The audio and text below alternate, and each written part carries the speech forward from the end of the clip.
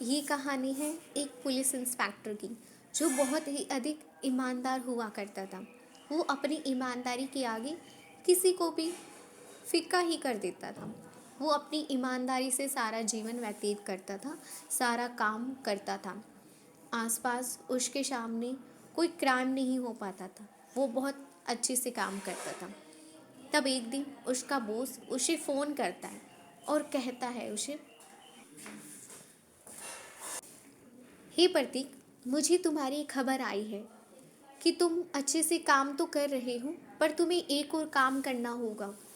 सुनो प्रतीक, तुम्हें आसपास के क्राइम को इतना सा भी नहीं होने देना। जैसे तुमने ईमानदारी से पहले काम किया, वैसे ही अब तुम्हें काम करना होगा। पूरी लगन से काम करना होगा। तुम्हें आज के दिन के लिए शुभकामनाएं, बहुत बहुत शुभकामनाएं।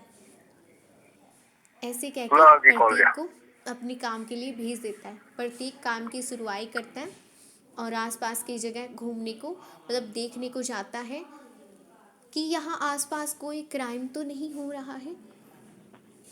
सब इंसान से जो भी आसपास मिलते हैं उनसे पूछता है कि मुझे खबर आई है, हमारी बॉस ने बताया है कि कोई क्राइम वगैरह हो कुछ भी, तो आप मुझे बता सकते हैं। तभी एक इंसान आगे आता है। वो बोलता है कि हाँ जी सर, आपको अच्छी खबर आई है, बिल्कुल सही खबर आई है। आसपास के मोहल्ले में काफ़ी परिवर्तन आया है। एक इंसान अजीब तरीके से सफ़ेद वस्त्र पहन के हर एक दुकान पे आता है। बेवजह वो घूमता है और चला जाता है, बिना किसी कारण वो हर एक दुकान पे चला जाता है। शुक्र है वो किसी के घर पे नहीं जाता, वरना तो हम तो उससे और भी अत्यधिक प्रभावित होते, बहुत डर जाते। बट शुक्र है, ऐसे कहता है। और फिर उन्हें एक महिला मिलती है। वो भी अपनी बातें उन्हें बताने लग जाती है कि सुनिए सर, मैं आपको एक बात बताना चाहती हूँ। वो पुलिस वाला कहते हैं अच्छा ठीक है, मैं एक बार बैठ जाता हूँ। वो बैठती हैं।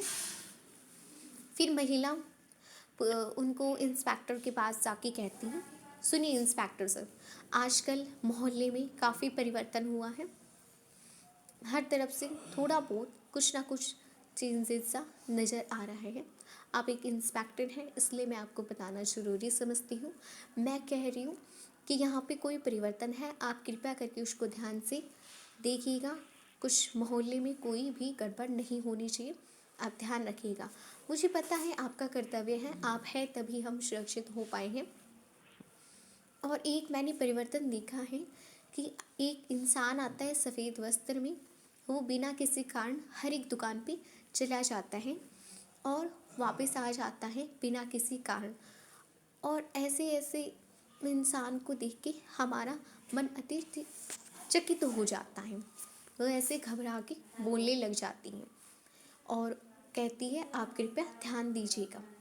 और पुलिस वाला खड़ा हो जाता है, कहते हैं आप चिंता मत करिए, मैं हूँ और मैं मेरा कर्तव्य बनता है कि मैं हर जगह क्राइम को ख़त्म कर पाऊँ, कोई किसी प्रकार से संकट ना आ पाए, मेरा पूरा कर्तव्य बनता है। आप बेफिक्र रहिए, मैं हूँ और मेरा जो भी काम है मैं अच्छे से कर लूँगा, चिंता मत करिए। और वो अपना काम शुरू करता है। तब वो देखता है एक विचित्र इंसान, जो कि पुलिस वाले को देख के भागने लग जाता है।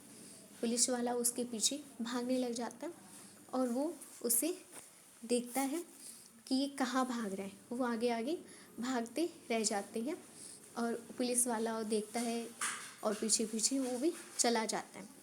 तब एकदम वो देखते हैं कि वो एक विचित्र, मतलब बहुत अच्छे घर में गया है, जो कि उसके याद आ रहे हैं जैसे उसने उस घर को देखा है। तो वो घूम घूम के देखता है कि ये तो वही घर है जो कि मेरे परम मित्र का घर है। तो वो घूम घूम के देखता है कि अच्छा, मेरे मित्र ऐसा निकला, मेरे मित्र ने ये किस इंसान के साथ मिलके ये काम किया, ऐसे सोचने लग जाता है।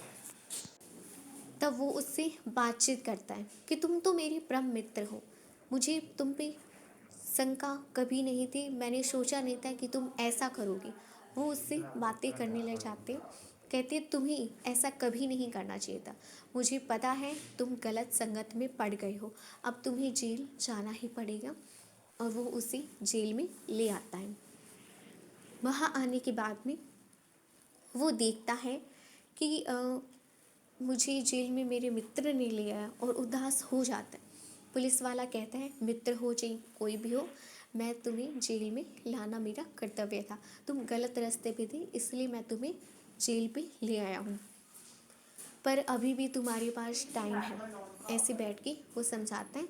तो उसका मित्र कहता है, सुनो मित्र, मैंने जब भी गलती की है आज तक, तुमने मेरा साथ दिया है।